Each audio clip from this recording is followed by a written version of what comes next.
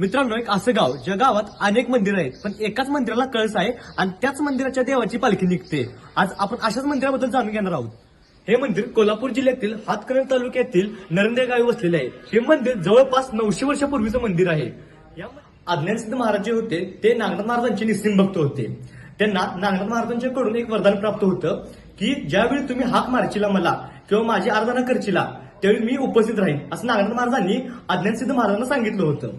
अज्ञानसिद्ध महाराज गुरु आज्ञेप्रमाणे नरंदेत आले. नरंदेत आल्यानंतर त्यांना त्यांच्या गुरुची आठवण झाली. गुरुची आठवण झाल्यानंतर त्यांनी गुरुला आपल्या हाक मारायसाठी सुरुवात केली. हाक मारायला सुरुवात केल्यानंतर त्यांनी पहिली हाक पूर्व दिशेस मारली तर तिथून ओम असा उच्चार आला. असं चारही दिशेस त्यांनी हाक मारल्यानंतर 4 वेळा ओम असा उच्चार ऐकू आला.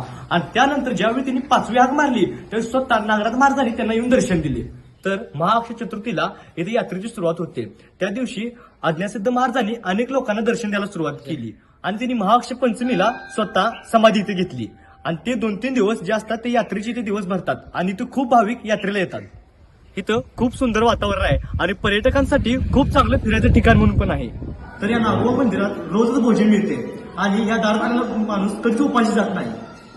मित्रांनो, एखादं आपलं हिंदूंचं मंदिर जर चांगल्या पद्धतीने डेव्हलप केलं किंवा त्याची रचना चांगली ठेवली किंवा ते विकसित करत राहिलं तर किती चांगल्या प्रकारे पुढे जाऊ शकतं हे या नरंदे गावात दाखवून दिलं आहे.